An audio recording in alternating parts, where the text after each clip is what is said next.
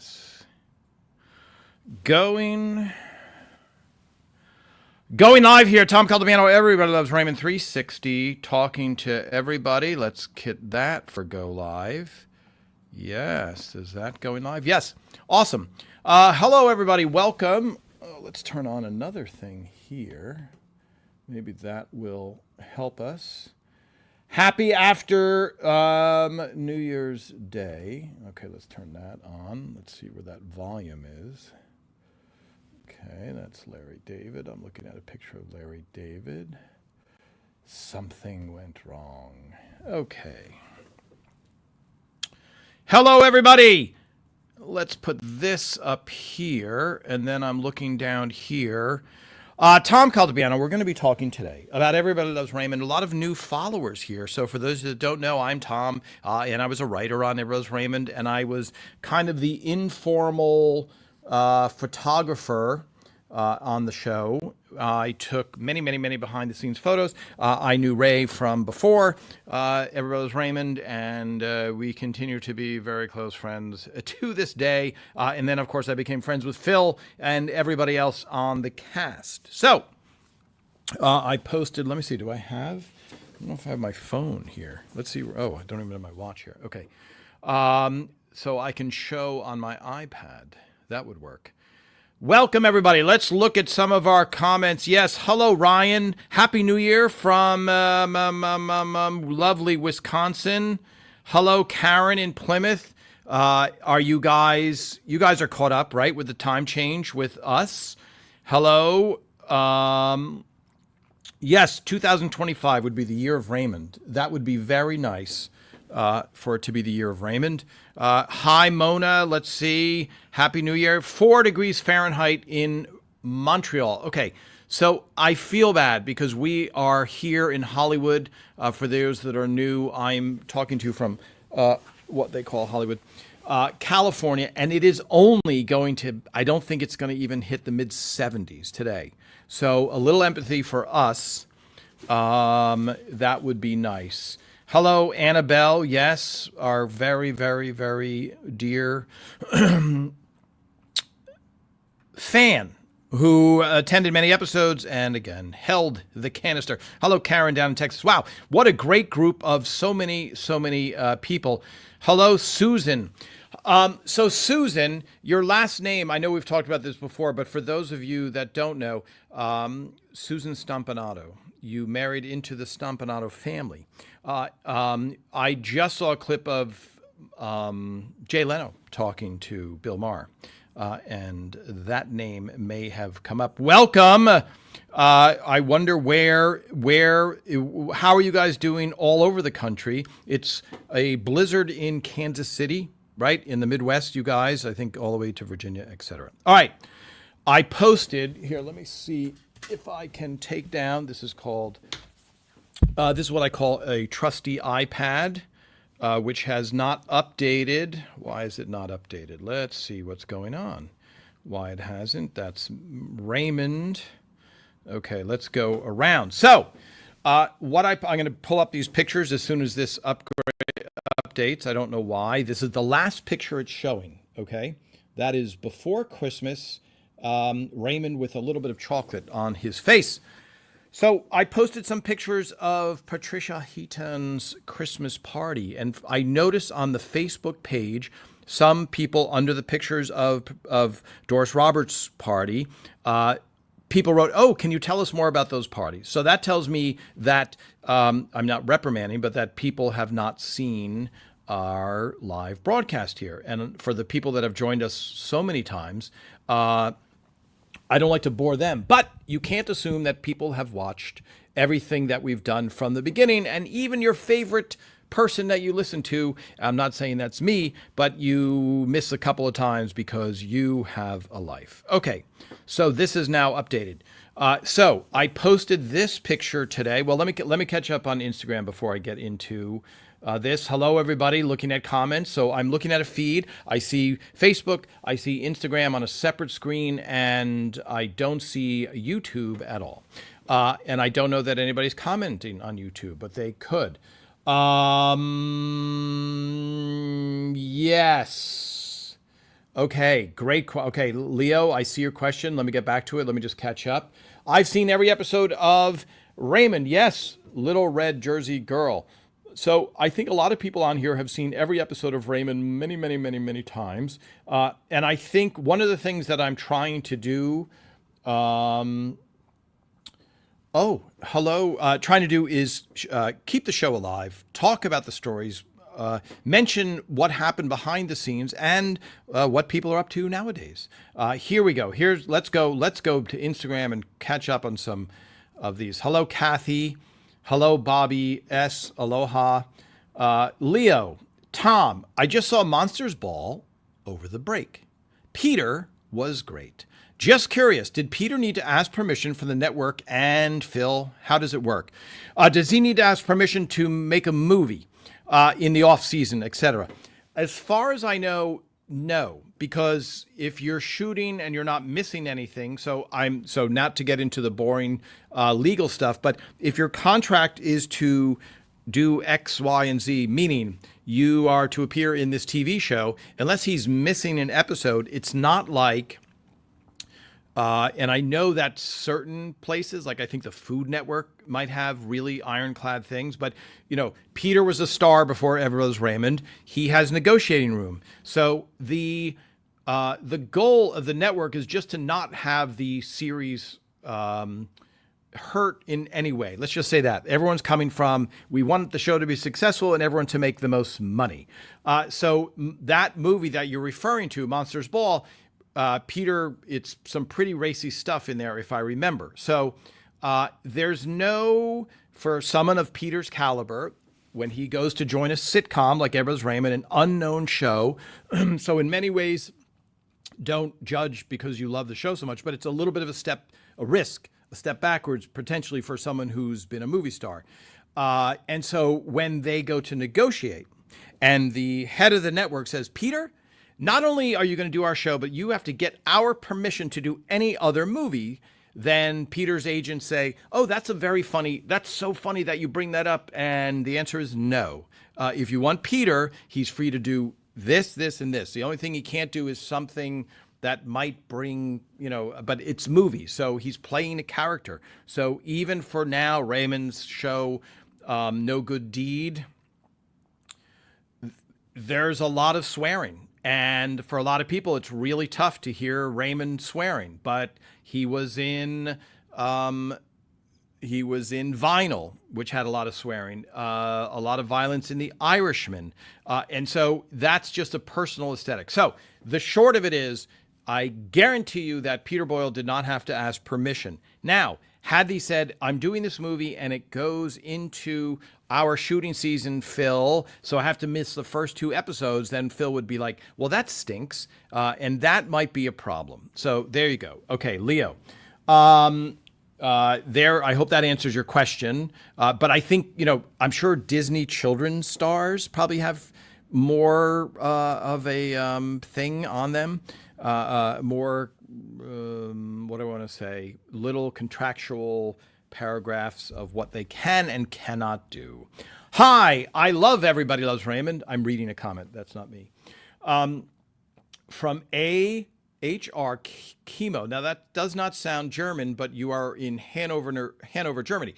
Wie geht's or Guten Abend, I guess, over there now. I watch it all the time, almost every day. Okay, how do we get that up to every day? No, then I sound like a drug pusher or something. Hi from snow earlier today and now rain in Hanover, New Jersey. Hello, Willkommen. Yeah, I don't think, it's funny because Kevin James, whose real name is Kevin Niffing, Knipfing, is really popular. King of Queens is really popular in Germany. And I don't know if it's because Kevin is German and he looks like Germans or something, but I think they far outpace us. In Germany, welcome helps spread the news. By the way, I'm looking around a C-stand arm. That's why I'm going kind of like this and this. Tom, Leo, 2 questions. This is now getting greedy, but they are always good questions, Leo. So you get special dispensation. And I can't bring the Instagram questions up here. Tom, I also wanted to know the origin of Marie's perfume, Jean Naté. How did this come about? Yeah, so Jean Naté was a well-known scent in the 60s, 70s, 80s. So it was just one of those scents that was everywhere in a big marketing type of campaign. And if you remember, if I look back onto the development of products, let's take a little side tour to talk about the development of products. Hold on, I'm taking a sip. What should I sip from? Oh, the Nemo's. Here we go. I did not take honey, but I don't think I have. What am I drinking here? Oh, I see. I have to lean way over, though. P&G Tips, extra strong, something good stuff. If you look back in the 70s, sneakers, there were like 4 pairs of sneakers. There were Converse, Adidas, or you might say Adidas, and Pumas. And now there's a million trillion pairs of sneakers, a crazy amount. So the same, I think, with perfume, even though it's a big and people in the space will know, it feels like everything, once we got past figuring out how do we eat, like that's a big thing in human development. How do we eat and get shelter? Once we got way past that and you're going, what is the specialty cocktail that I will drink tonight? And we are so far away, for us, lucky people, of what shall I eat? So the perfume, Jean Naté, seemed like something that Marie would wear. And it was funny, I can't remember who said it in the writer's room, but it's a very, it's like Old Spice, for example. Old Spice, the scent Old Spice, for people who wear Old Spice. It's got a very specific feel. Now, if you are 22, Jean Naté means nothing to you. It is just a name. Let's see. Here we go. Hi, Teresa in Chicago. Now, I'm assuming, did the Bears win today? For those of you that are following along in Europe, today is the last day, I believe, of the regulation normal season of football, our football, where you don't use your feet. You only use your hands. And the Chicago Bears have been a very storied team, and not so good this year, but I think they beat a very good team this year. So welcome, Teresa, from the family of Tefanos. Okay, scrolling down. Wow, now before I was neglecting, like Robert is neglected in the family Instagram, and now I am looking at that. Who wrote Deborah's Eyes? So Deborah's Eyes was a poem in Breakup Tape, which was written by myself and Aaron Shore, based on a true life thing that happened to him, where he kept a tape of his girlfriend breaking up to him. We wrote the poem together, and he wrote the line, the subtle ridge, there's no bone in there, it's cartilage. It's a very funny episode. And as an aside, which I've told the whole full-length story, Raymond won his only acting Emmy for that episode. Hi, Teresa. Yes, thank you for jumping in. Okay. Yes, Teresa, you don't care for Ray swearing. Yeah, well, it's in the script. You're not alone. It's just like when people see Brad Garrett. Hold on, I need another. Do I need honey? I didn't think I would need honey. For those of you just joining, Tom Caltabiano here, and I had a cough all last year, I think. By the way, the Nemo's Pizza mug, and then what do I have over here? The Quotes mug. This has the P&G tips on it. Here you go, people. The favorite Quotes mug voted on. By the way, that would be a good line in there. Hello, Frank. Let's see the swearing. Yes, just like when you see Brad Garrett in person doing stand-up, Brad Garrett, one of the funnier people on the planet, but he is more like Don Rickles, and he is not, I repeat, like Robert from the show when you see him doing stand-up. Hello from the United Kingdom. Been watching Somebody Feed Phil. What a nice guy. Yes, for those of you that don't know, Phil Rosenthal was the head writer. So it's hard to, the term is showrunner, which is the head of the show, but people get, it's not really defined in that term. What does that mean when a word carries the meaning in its word? What does that mean? Like the guy who gets your toast, that's the toast getter. I'm making these up, but you see what I'm trying to say. So showrunner just sounds like a guy that does something. He gets coffee or something. But Phil Rosenthal was the creator and executive producer and showrunner and head writer. So basically, everything went through him. Every episode, every day in the writer's room, etc. All the people were kind of under his command. But there was a mutually beneficial relationship between Raymond and Phil working together. Phil always loved food. The name of his production company is Where's Lunch? And at the end of every episode, you see a piece of food, a plate of food hit the table. That was from Phil. Then Phil created a show that appeared on PBS called I'll Have What He's Having or I'll Have What Phil's Having. And then it went to Netflix where it is now, Somebody Feed Phil. So yes, I'm glad you were watching it. Endless, I believe Raymond is guests on one of them. Let me see. Tom. Hi, Leo, again, but good questions always. And then I'm going to go back down to Facebook. Tom, why were there no ELR episodes based on New Year's Eve? It seems every other seasonal event was captured. Just curious. Yes. Is anybody else curious about that? Because I will answer that question. And I feel like a teacher threatening.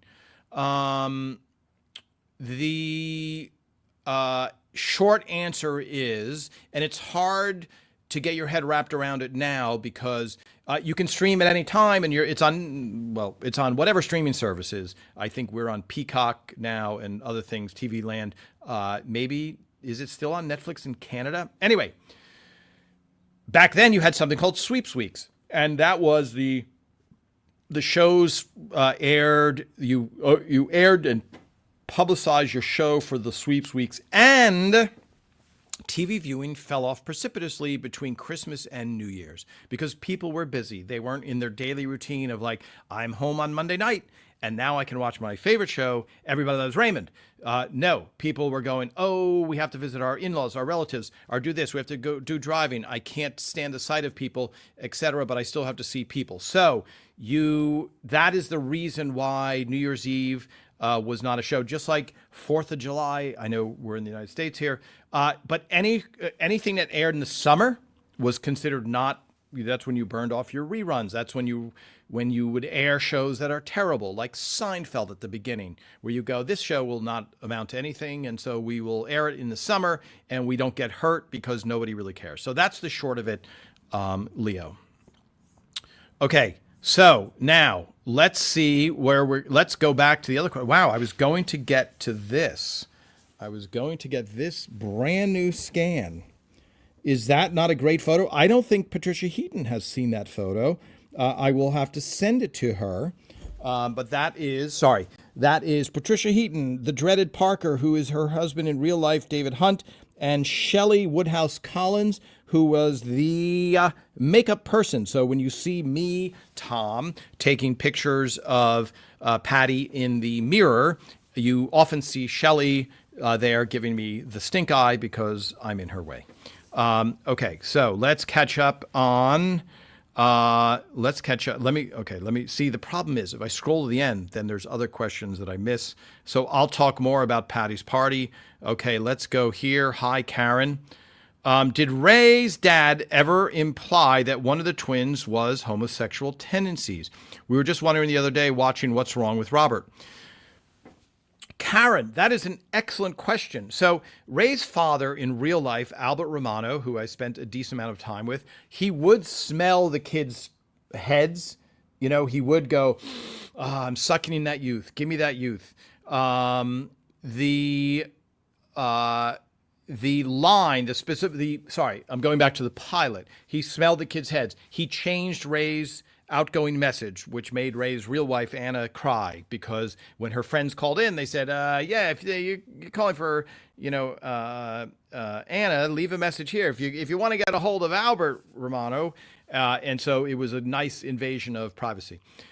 So I don't know whether he said that line or not. That's a very, very good question. I will have to ask Raymond if he even remembers, because what happens, and this goes back to the swearing, you have writers and writers make up stuff to make the story better. And one of the things that Phil Rosenthal taught Raymond and myself when we were first on well, when the show first started, we were very much tied to reality. So we would say, Phil, Ray's father would never return the money in the gambling episode. Phil, the odds of Ray's brother, the cop, coming across Ray at the ATM are very astronomical. We've run the numbers, and it's very small. And Phil would say, yes, but the audience really wants to see his real life brother. But Phil, and so we would argue for the truth, which would have been very honest and would have hurt the show. Could he have said that? Yes, 100%. Ray's father could have said that, but I don't know if he did for sure. I can't swear on with my hand on the Bible that happened. Okay, let me see. Here we go. Yes, Ryan. In Wisconsin, 70s. Yes, so you can see how far back I am now on this. It's very good. Kim Brazier. It's 68 where I am in Mississippi. It will get into the 20s. I didn't know it went down to the 20s in Mississippi. I learn everything. That's good. Thank you, Karen. Karen, are there any comments on? I mean, not that you have to do our work. Are there any comments on YouTube?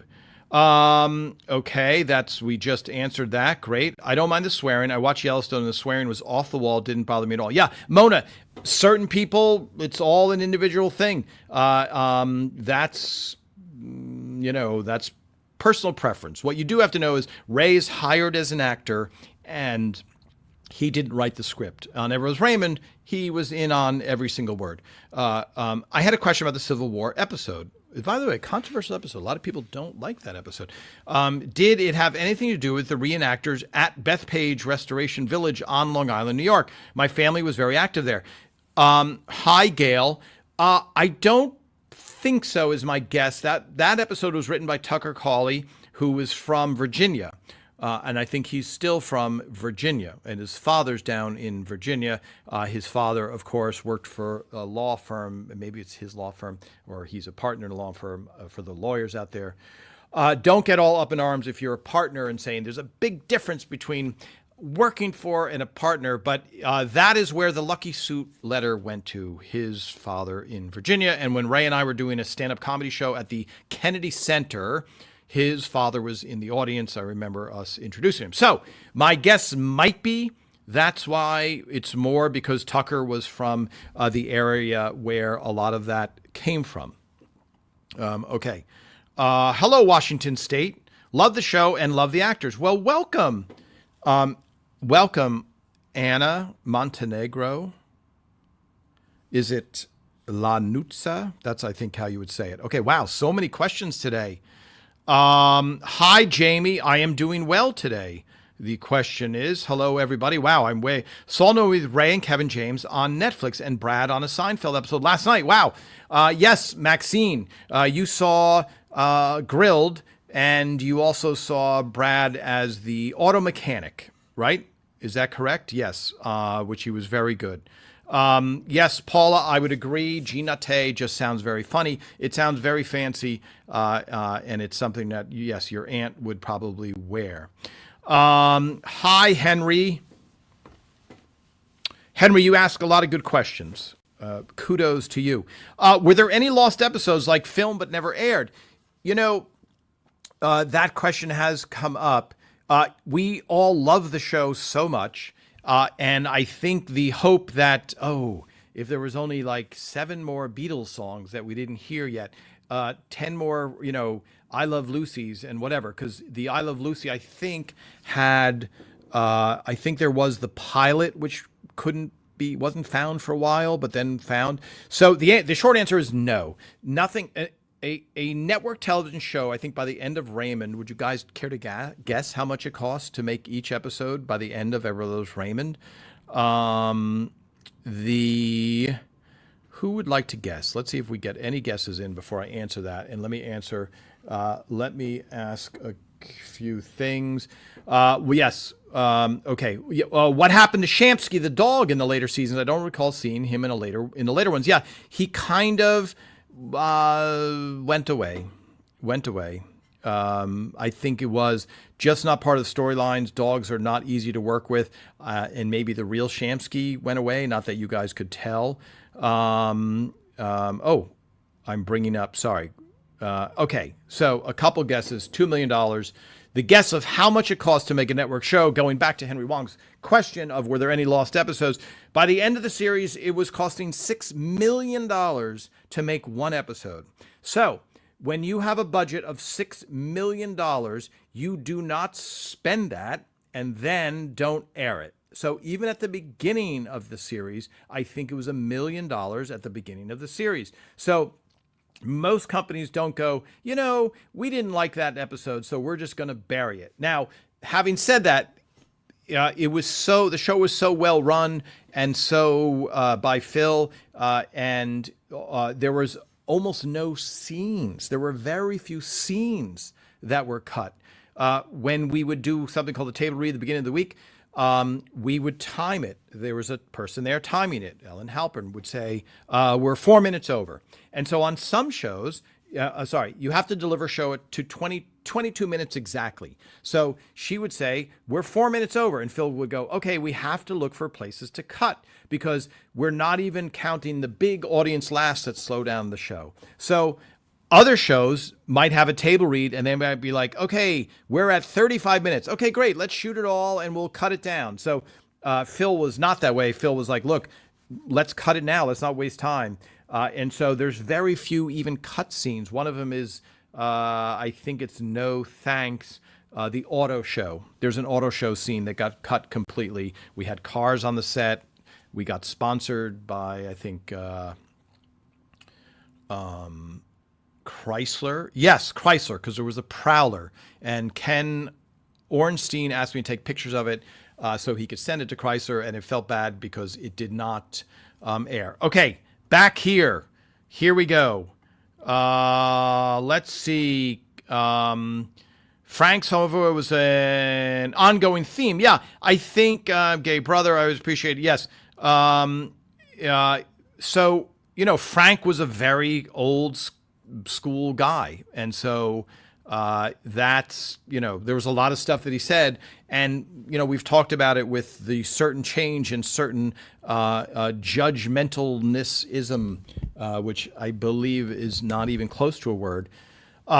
You have a lot of people who are up in arms. It's like, but you have to have both sides of the equation. You have to have a guy. You don't have to. You can make a show that's really not funny. I heard somebody talking about the new Sex and the City, and it was like all these very of the present day themes to the point where you're like, okay. So it would not have been good if Frank was very open-minded and not judgmental. That would have been not good, just like with Archie Bunker. You could have made Archie Bunker a very open, super, open-minded guy, and then you have what's known as no-show.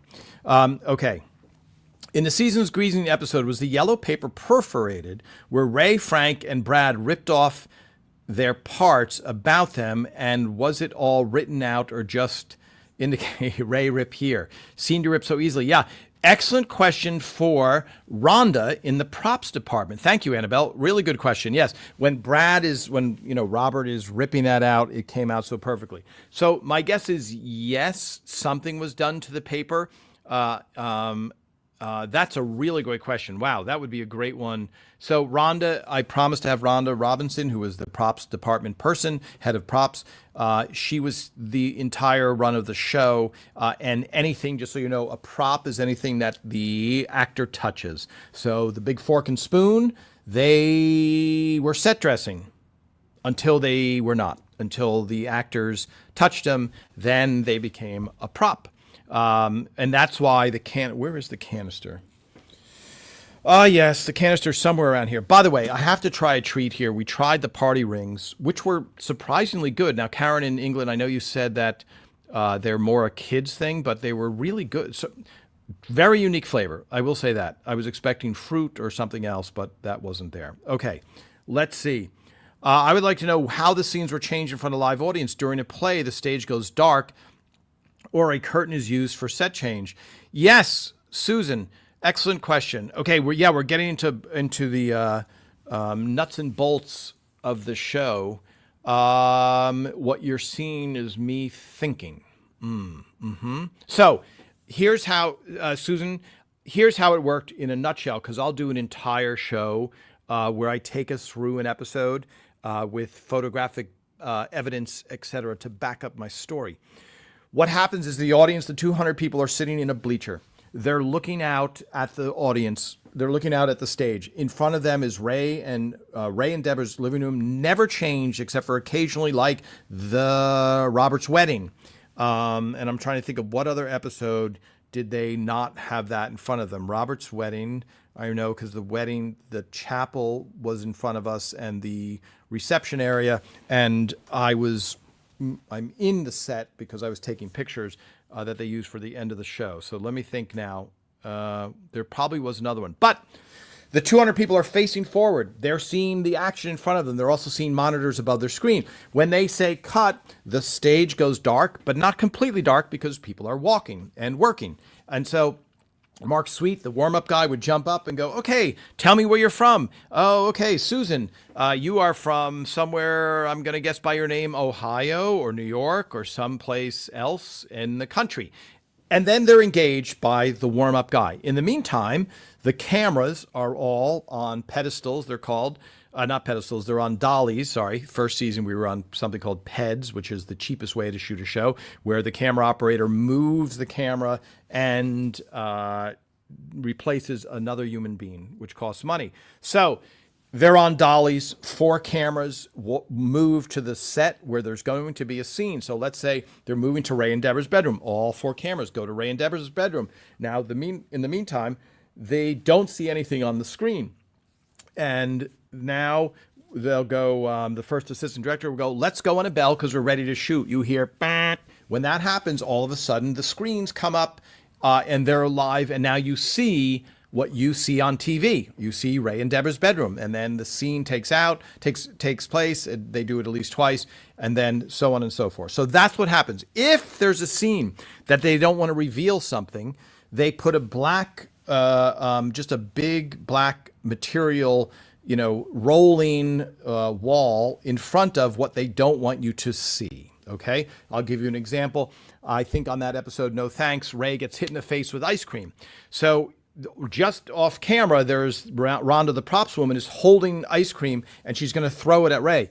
They don't want the audience to see that. So they wheel this giant black, the material is called duvetine, and there's, it says Everose Raymond on it, and that's on the stage blocking the view. And it's not so obvious, there's so much going on there. It's not so obvious that people are like, what's back there? I want to see it. So there you go. That's what happens on the set in between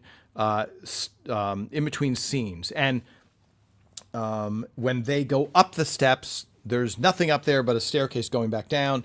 When they go up the steps, they disappear, cut, everything goes dark, and then they're now going to Ray and Deborah's bedroom, which is actually on the floor level, usually to the right of the stage. Okay. So let's go. Wow, so many good questions, guys. This is, yes, okay, that one. Shamsky's mentioned. Will they ever do a reunion show? Yes.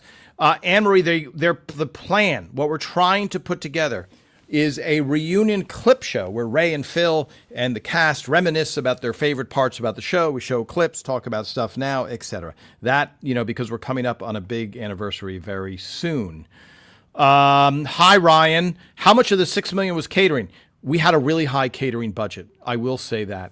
That it was a very good, very, very good,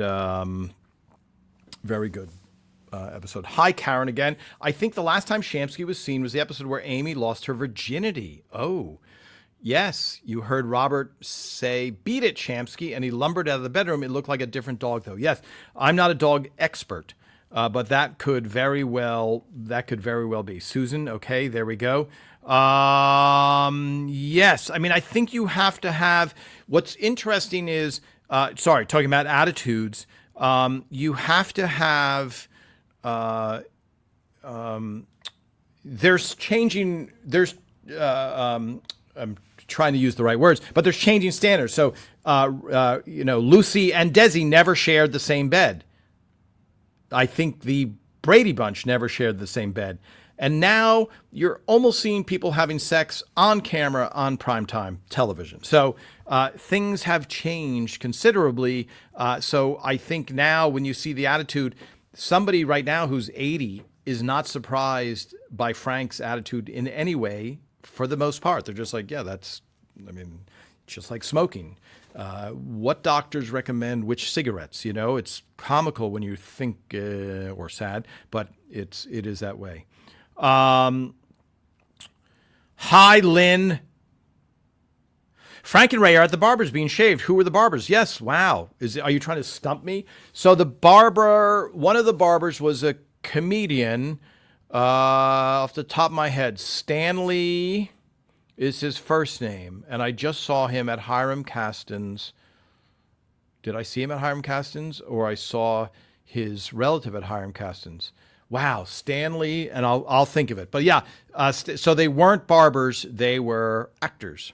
Let's see. Is there any story behind when Deborah takes a fitness class and gets jealous? So Bruce, that is an episode that I wrote with Raymond and Mike Royce.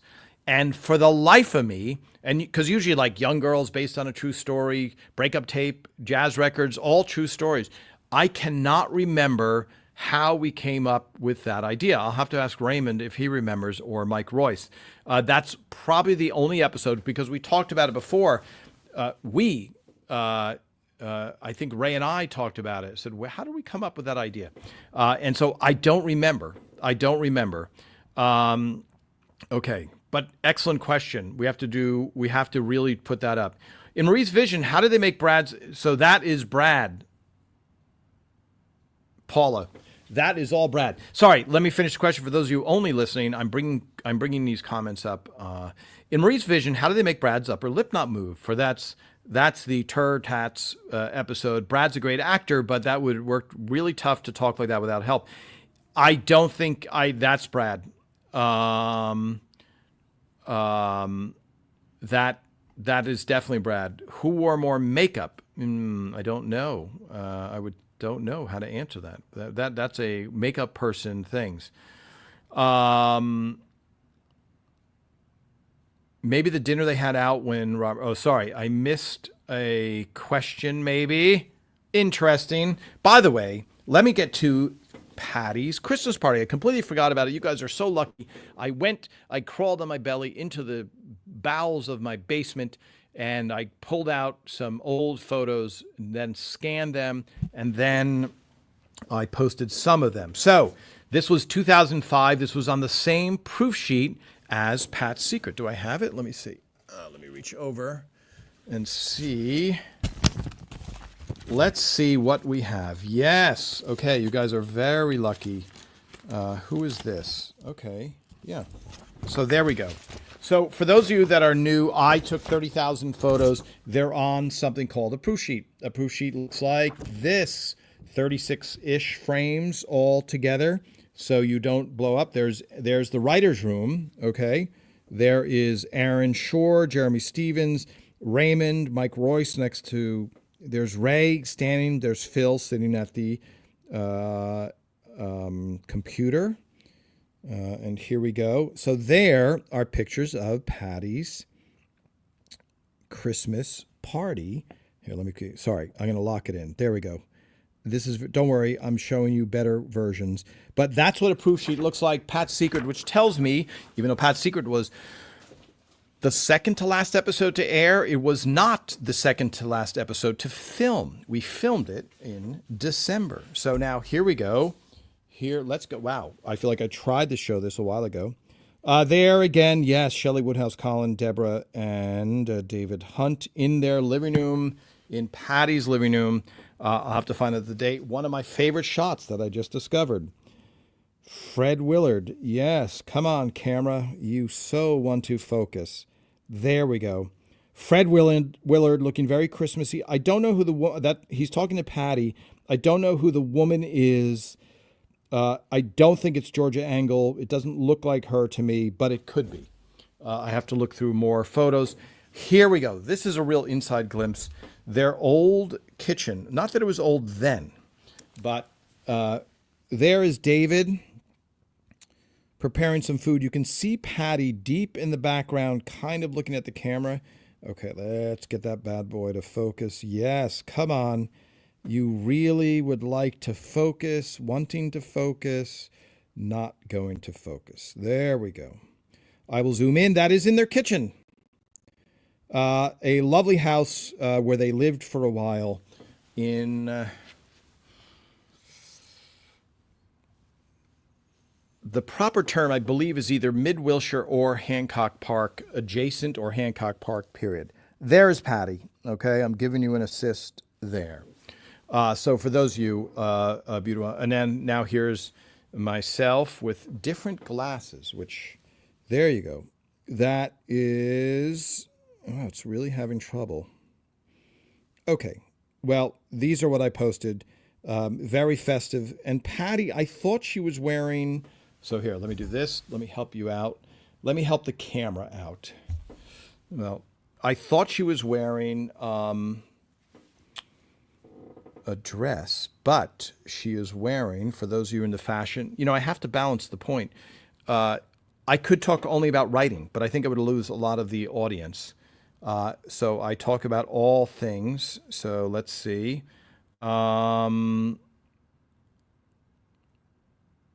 Yes. Okay. Hi, Andrea. I think I've answered that. Let me see. Okay. Okay. Wow. This is really trying to catch. Sorry. What I'm looking at is my iPad and trying to see if there's a couple of photos in there that I did not share yet, and they have not updated to this device. The last thing I'm seeing is a 4th of July celebration. Okay, so yes, I'll post a picture. There's a great shot of Patty and Shelley, the makeup person, in Patty's living room, and I'm surprised to see, because we're in Los Angeles, so it's of the temperature. Her shoes could have been flip-flops or open-toed shoes, something like that. Okay. Sorry. Wow. That was up on screen. Okay. Here you go, Karen. Bob asked if there are scenes or not shot in the audience. I said that the answer is yes. It was done like a play. That is correct. Yes. Karen, 100%.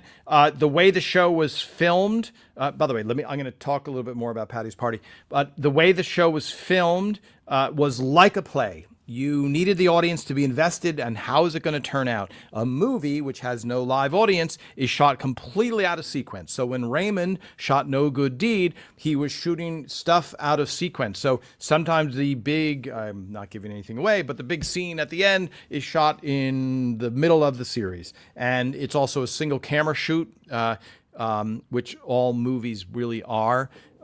And we can get into that another time. But a sitcom is filmed in front of a live audience like a play. It has 4 cameras, and they capture the action as it happens. That's how Friends, Seinfeld, All in the Family, Mary Tyler Moore Show, all of these great multi-cam shows. Not Modern Family, I think. That's single camera. Right, which is different. So they have to show it in sequence, because otherwise people won't nothing will make sense, and they won't even care. And that's also why Phil was very, very, very interested in people knowing their lines and getting the scene and then moving forward, because the audience fed the actors, and it was a vice versa type of thing. Annabelle, my comment was about another episode where a different set replaced Ray and Deborah's living room. I have to catch up now. Henry. I saw the episode aired along with where everybody talks about the show, and a young Tom was in it. Is that kind of room you're talking about? I don't. This will be live in front of a studio audience. That's the plan. I don't know what's going to happen. There's many, many things that have to fall into place.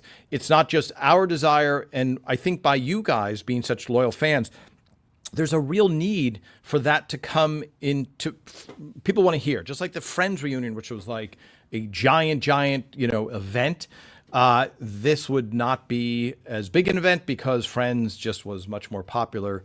And it's, I don't want to get into complications, but how it's owned. Friends is owned in a very clear way. Evers Raymond kind of falls through the cracks because it was Worldwide Pants and all these different things. So there's a lot of moving pieces, everybody, for that to happen. But the idea is to have a live studio audience. Phil and Ray come out. They introduce the cast. We see clips. They talk. They reminisce. They do all of that stuff. I'm not sure what clips you're talking about where I'm interviewed, because we had something called The Last Laugh, which I think is now, it's on the DVD extras, where we talk about the last episode while it's happening. And then there's we did interviews for DVD extras where we just sat and talked to camera, a different animal. Okay, let's catch up on this. Oh, so just to finish up, on Patty's Christmas party, so I talked about Doris's Christmas party. Doris's Christmas party had it was only everybody was Raymond people. It was in her living room. We had a gift exchange where we sat there and drank and talked. And Peter Boyle didn't drink, and Ray doesn't drink, but I drank, and other people drank. Doris liked to drink, etc. So we sat and had fun, just like a little family get together, because it was just us. Patricia Heaton's party was a much bigger open affair in the daytime afternoon, like late afternoon, with a lot of people that I didn't know. I knew who they were, maybe, and a lot of people who I'd never seen before in my life. And so there's it was a different feel, a lovely affair, but a different feel, just for those of you that are watching all of that things.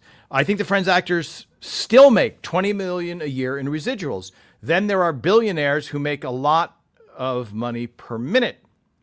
Yes, I believe you are correct. The Friends people are not worried about paying their mortgage.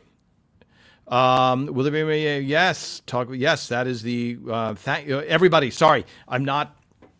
I realize that I'm answering and people are writing, etc. So, you know what I do have? A friend of mine. Hold on. Let me see. I did dig out more things.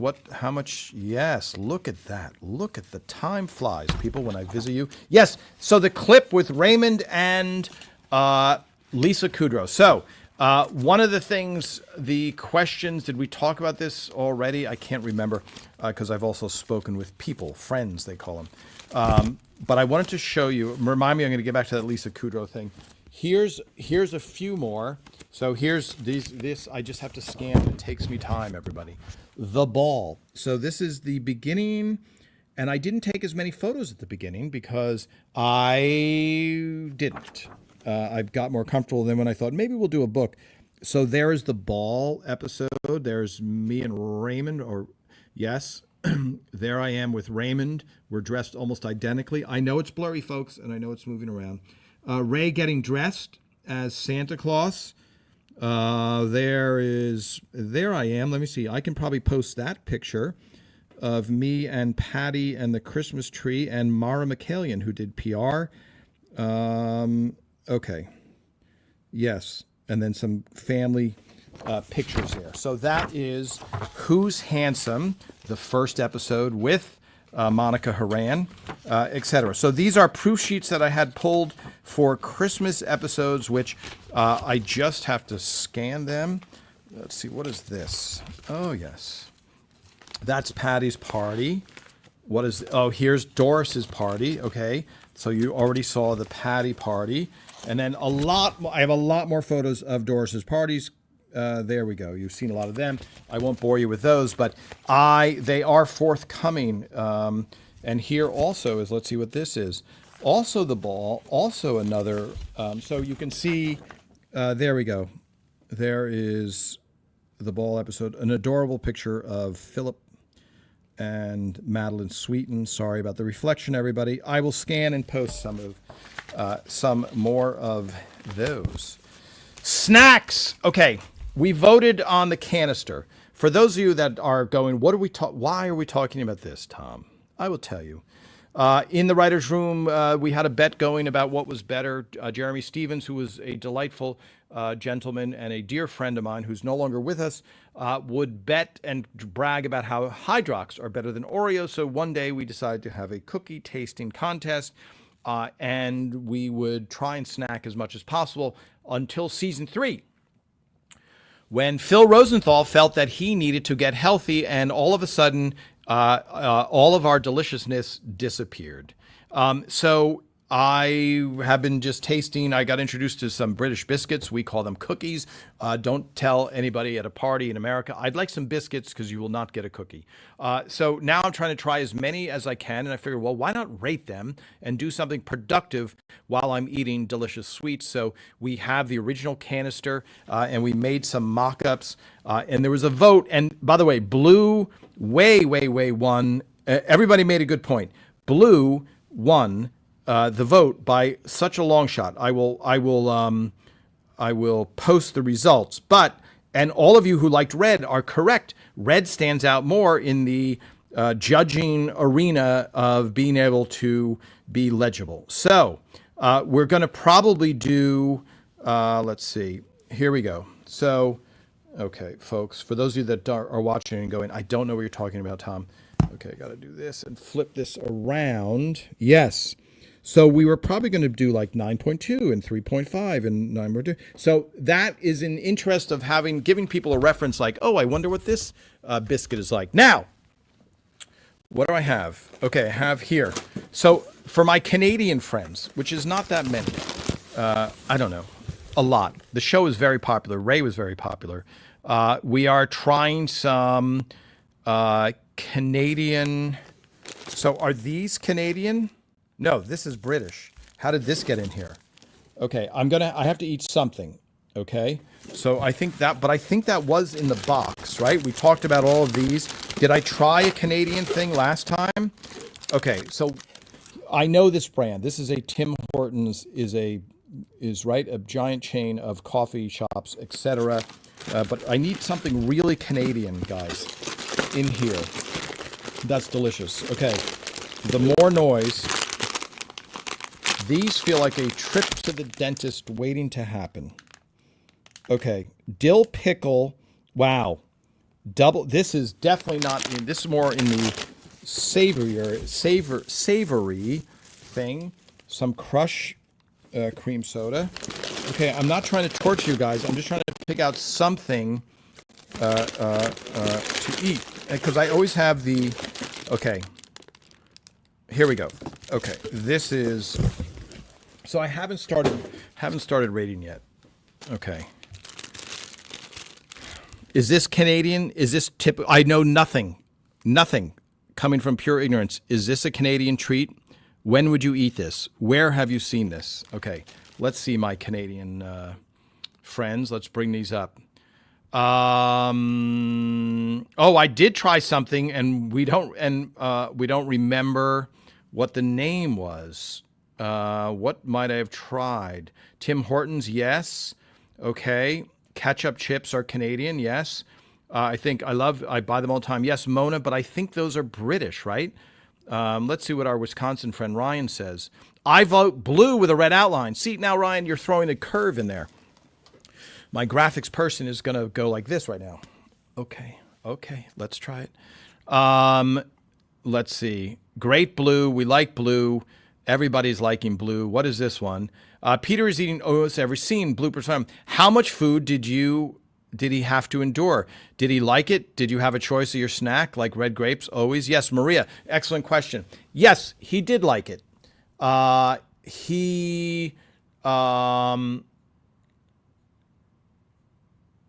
trying to think because somebody asked. Sorry, what's running through my head is someone asked, "Hey, did Peter have to eat because of medication or something?" You have to remember the filming only took place over 3 hours. So even though he's constantly eating, he's taking small bites, etc. And he's but for the most part, yes, if there was something he didn't like, he would not be eating it. So yes, he could say to anybody, if it doesn't matter in story, like if it doesn't have to be a cannoli, Peter can say, hey, can we have this for me to eat? And also there's a noise factor too. You don't want loud crunching unless that's part of the comedic bit. Okay, let me go back to, okay, Leo, it's no longer, okay. Let's see this. Hello, Lee Gerber, down under. were Ray's parents interfering to some extent, like Frank and Marie's? Ray's father was, but not his mother. His mother was a delightfully sweet Juilliard piano graduate. Let's see. Let me see. Tom, one last question. Leo, you're allowed to, as long as they're good questions, you can ask as many as you want.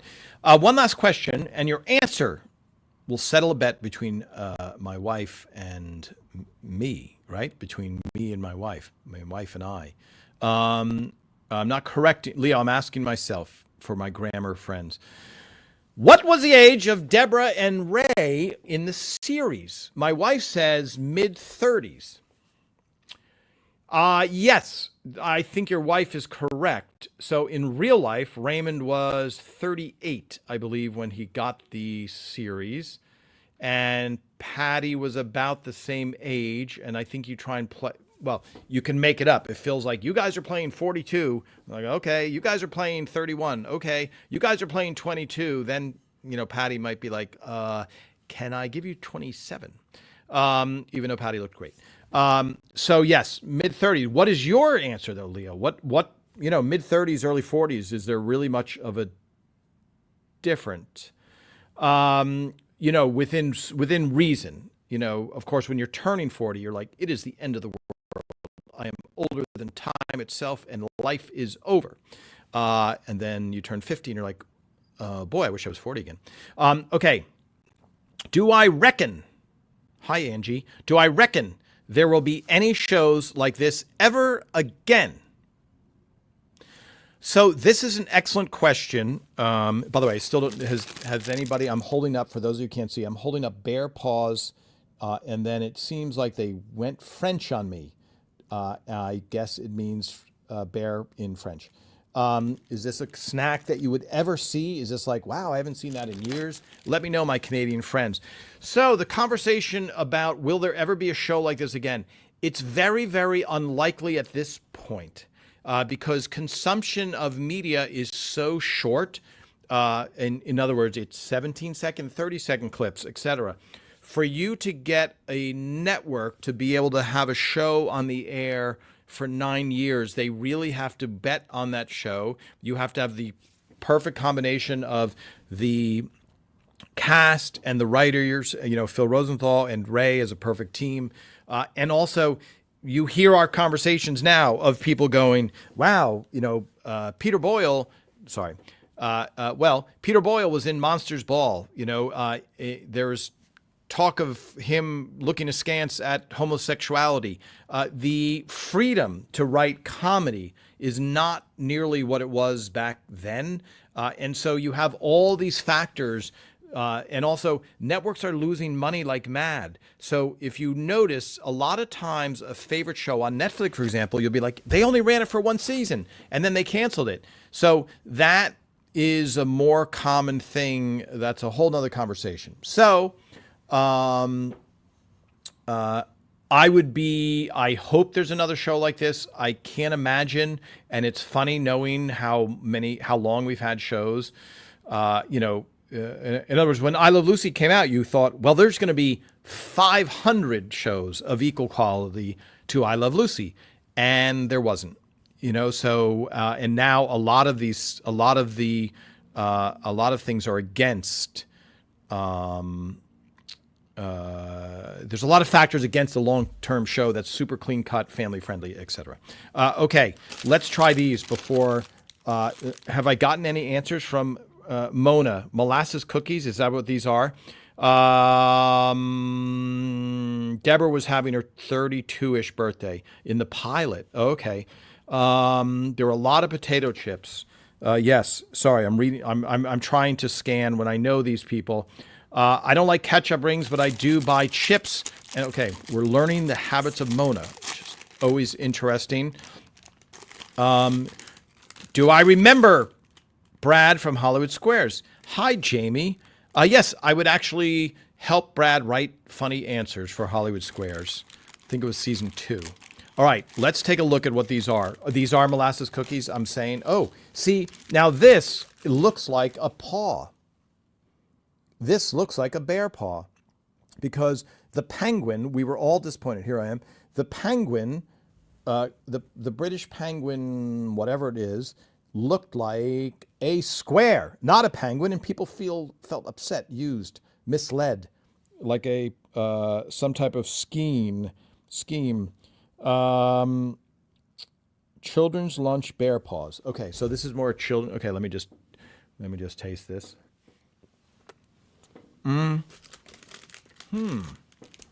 What's fascinating, folks, eating on camera is not good, except for Phil has now made it.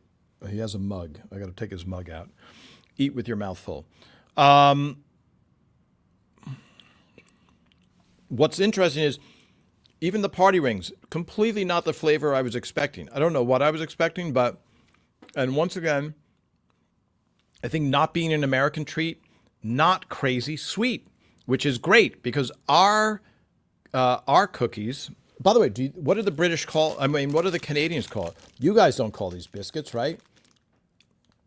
You call them. What do you call them? Are they biscuits, cookies? My Canadian friends, kids' lunches, very good. Yes, so super delicious. Wow. Completely unique flavor that I've never tasted in my life.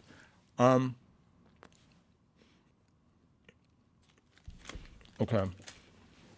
We have to land on the canister scheme so I can give ratings and we can go back and search any of these ratings. And of course, it's just my personal touch. Oh, I do mention a lot. I do see a lot of mention about Robert touching his chin. So that's based on Ray's brother's real life story. He doesn't always do it. So people have pointed out, hey, there's a blooper. Robert didn't touch his chin before he ate something. It was depending on his anxiety level. So it wasn't something that he did every single time. So you guys are very good at catching stuff, but that wasn't a blooper, so to speak. Okay, let's see this. Jamie, hi, I'm sharing that. I assume that's a Brad on the Hollywood Squares, which, so Brad did it separately, and then I also went when the entire cast did Hollywood Squares. Okay, final questions, everybody.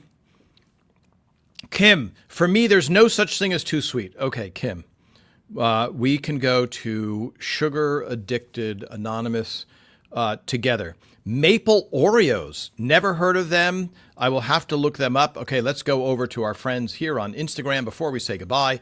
Time has flown. Did I miss anything? Let me check my, let's see. I've lost almost everything that I rely on. Oh, here we go. So we're going to do another vote on the rating canister, everybody. Okay, let's see this. Oh boy, these people, this is going to cause trouble. Okay, again, we will vote on this. Let me just check my texts and see if I have any. Yes, so like, for example, here we go. How's that? Does that work, or is that does that muddy it? Are we loving it? Okay, I'll post this and we can vote. I'm just holding it up for a while. Okay, there you go. The rating system. I have to think about the rating for the bear. It's really delicious. And what's funny is we're going to get into savory and sweet. I have to save. Do I have to save these? So here we go again, everybody. The bear. Thank goodness there's truth in advertising there. Wow, a lot of people like the whole red number. Okay, but it doesn't go along with the blue. But okay, we're going to do another complete vote, everybody. We will settle this like good fans.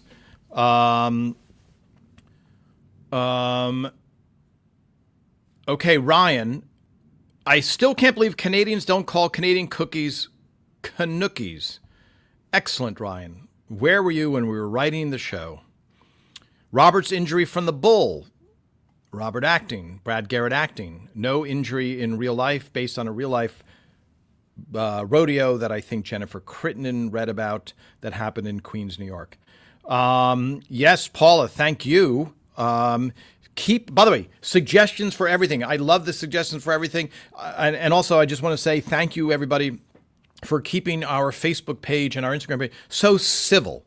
And I've seen on other pages with Raymond and other shows where I'm like, wow, these have de-escalated into terrible fights and terrible opinions. So I really, really appreciate everybody. And if somebody is mean, you don't have to reprimand them. You can let me know if something inappropriate is posted. We try and police as much as possible. You wish it wasn't necessary, but it is, because we are with other people. And other people, etc.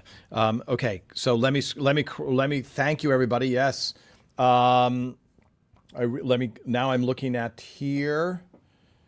Oh, Brad was on Mad About You as a male nurse. Did not know that. Penguins. Okay, Leslie Hayes. Penguins are so-called. By the way, we're talking about a treat that I ate on camera, and they were delicious. Hold on, let me see. I'm never too far from my, because I don't know what I'm going to eat, and usually I pull it out of the canister, but I don't know where the canister went. I know that it was returned to me. Here, I'm just trying to make as much noise as possible. But for those of you who don't know, wow, okay, this is just getting crazy. Take out this, remove this. Okay, so penguins, this is what I was talking about. Are these dark chocolate? Are these the original? So they originally, I'm reading your answer. Penguins are called so because originally they were dark chocolate. So the dark chocolate and the cream were like the black and white of a penguin. So Leslie, that is a phenomenal answer, but we need you to be in the room when we open up the penguin thing and just tap us and go. By the way, before you complain about the shape, just so you know, that's great. I do appreciate that. And for this is, see how helpful this is, everybody. We are doing a service to society. All right, final questions down here. Aloha Bob in, have a great week. Yes. Send more biscuit. Yes. Thank you, Karen. The party things. Okay. Lynn, have a good week as well. Tell your brother I said hello. Okay, yes, Annabelle, goodbye. We're going long. I really appreciate everybody. Keep your comments all week. Have a good week. Happy New Year, everybody. We will see you next week.